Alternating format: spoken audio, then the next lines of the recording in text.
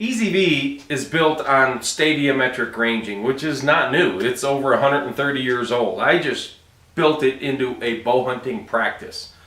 So for over 100 years, our military, our snipers have used stadiometric ranging using a known distance, a known measurement. Men are almost all 6 foot tall. So they can project, if they know that that man is 6 foot tall, and this far away he's that tall, they know that's 325 yards away because they know how big he is. I've just done the same thing with the vitals of animals. I just happen to live right down the street from Yellowstone Park, the world's best laboratory in the world for putting this together. And I was studying whitetails, mule deer, antelope, bears, sheep, goat, even cats, elk, a little bit wider, not a big deal. And I averaged all those rib cages. Those animals change vertically quite a bit, some of them. But remarkably, to my surprise, the width of their lungs was pretty constant. So within an inch or two, I averaged them all and I came up with a constant. So follow me here. Here is 3 different deer, the same deer, but 3 different distances away. So with my tripod, I measured and I came up with a spot, a measurement of how wide their vitals were on a deer 20 yards away. Then as they get further away, 30 yards let's say, the vitals get smaller, and I measured how wide their vitals are 30 yards away. Further yet, 40 yards away, gets narrower yet. So now I have that constant. This is how wide they are at those distances. Now, here is your traditional pin sight, okay? These vertical spacings are a custom mathematical formula for your exact bow's trajectory.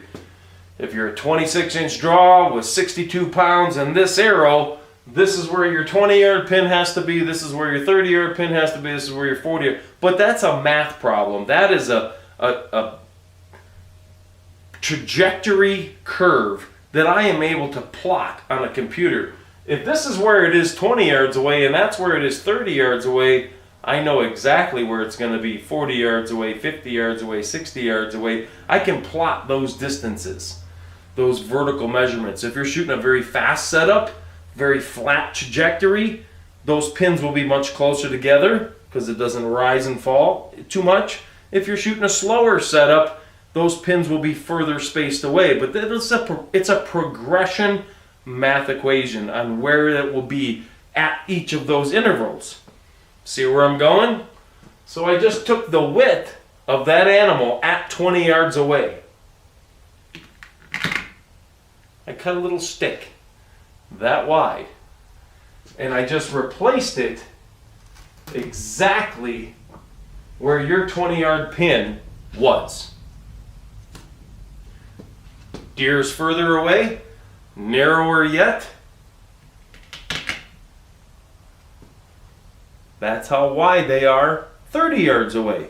I replaced your next pin down, your 30-yard pin, with that width exactly vertically where it needs to be to match your speed, your trajectory, your exact combination. Not your bow's rating, but your exact bow's needs, okay? That's why we make 14 different size inserts. You'll get a great big array of adjustment with your EZV sight. We make a whole set which doesn't change the widths, okay? At 20 yards, that is how wide those animals are 20 yards away, and that's how wide they are 30 yards away and 40 yards away. But the different inserts move those widths to where your bow needs them. Just math. Where in the trajectory path you need those gaps to match your bow's trajectory. More on that in a minute. Another pin to discard. So now, quite a bit further, 40 yards away, this is how wide their vitals are 40 yards away. Which, by the way, when you put a pin on an animal 40 yards or further, of course, it blocks most of the animal, and now your mind is trying to peek around and center that pin where the open V is magical at that. But back to this, that's how wide they are, 40 yards away. So we're going to replace that pin, how wide it is 40 yards away. So now you can see it starts to form a V. And it'll match one of the inserts provided in your setup. I promise you, it's just math. Those widths are then, let's look at this one. Those widths will match those tick marks. That's how wide, that's how wide, that's how wide at those exact intervals in the vertical spacing of what your bow needs, forming a V. So what does that do for us? Why do I need all that? Well, there's huge benefits to the open V I'm going to talk about in a second. But now, once you've sighted in, you can always shoot our inserts with those, they're really stadia lines. If you understand stadia lines, I call them tick marks. But that's a 20 yard and a 30 yard and a 40 yard. You can always shoot it as an open pin sight with huge benefits, indestructible. But really the magic happens when you flip that insert around and get rid of those tick marks. Now, when that animal, that hard-earned opportunity is about to unfold, you can see that animal's about to enter your window. Instead of worrying about having the rangefinder ready and dialing in a pin or just drawing and guessing where he is, you can be waiting for him at full draw with that V. That V is now matched the width of the vitals to the trajectory of your bow in a geometric shape. It's a lot of $20 words, doesn't matter. What does it do for you? Now you just draw, and wherever that vital fits in that V, it might fit at 24 yards. That's the exact distance for the shot. Send it, frame it, and claim it. Further away, it'll fit further down in the V. You're going to raise your bow, of course. Where it fits, might fit at 43 yards. Touch it off, you'll center punch. Not within a basketball. I'm talking center punch that mass in a second without a rangefinder. That's how EasyV was built. Just putting the widths with the verticals as we need it for our exact bows. That open V though, I want to touch on what that can do for you.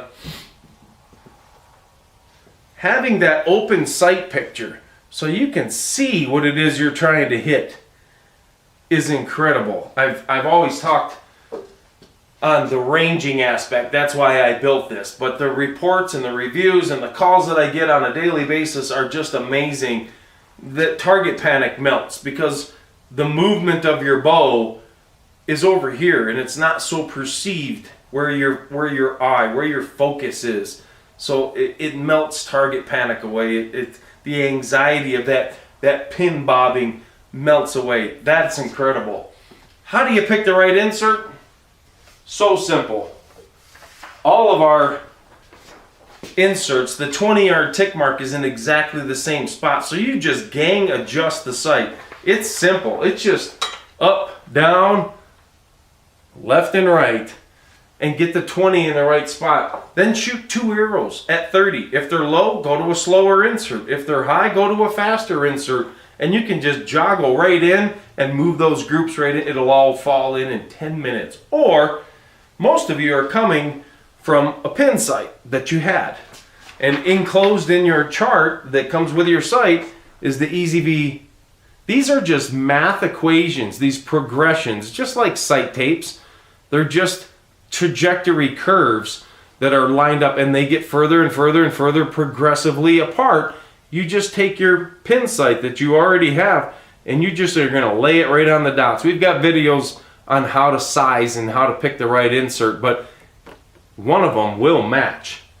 I promise you, it's math. So it's so super simple. But let's talk about that for a quick second because on our first batch of inserts, I just numbered the inserts. Insert number 1, 2, 3, 4, because they were just curve models.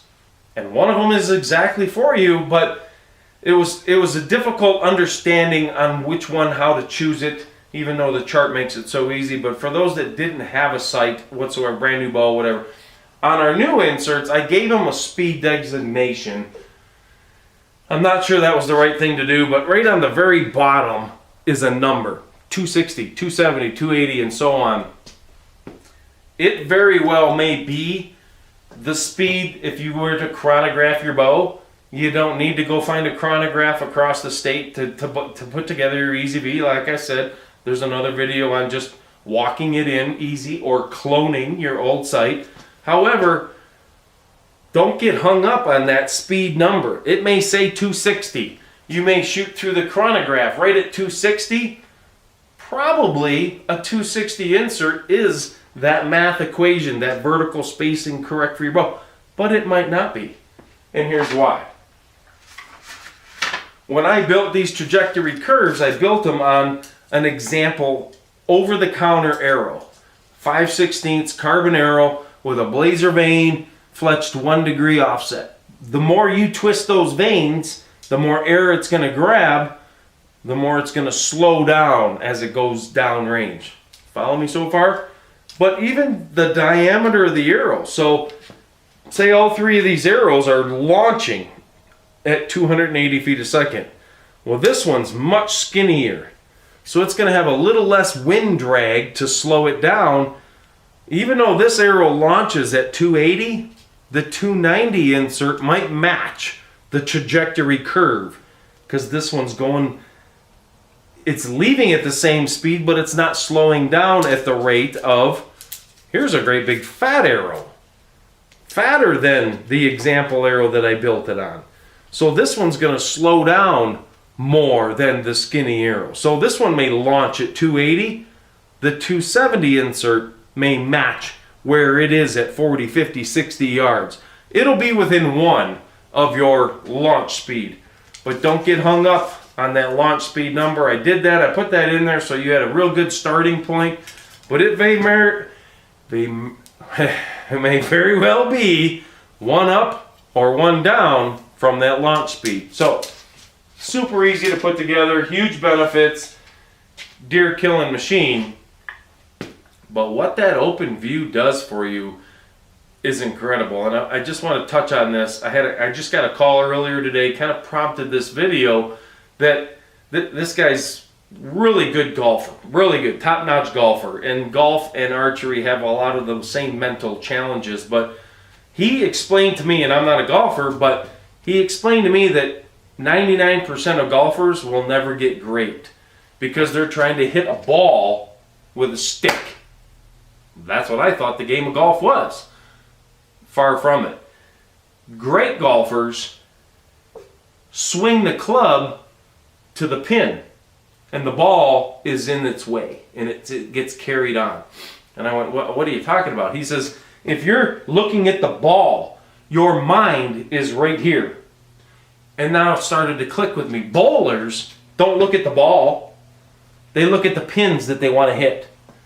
Okay? Anything. Throwing a basketball. You look at where you want that projectile to go. And of course, shooting instinctive archery, we're looking where we want that arrow to go.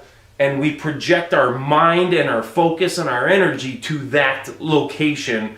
And that's where it goes. If I say, don't think about pink elephants, you're thinking about pink elephants. If you're swinging a golf club thinking, I got to keep my elbow up high, your mind is here. It's not here or down there where all this needs to move to. So the open V is amazing in this, that if you would put a pin, like we've always done, put a pin between you and where you want that arrow to go, your mind is right here. It's not down there. So now when you open that V, your mind, your focus, your energy is downrange, and you're able to focus on that spot and send it.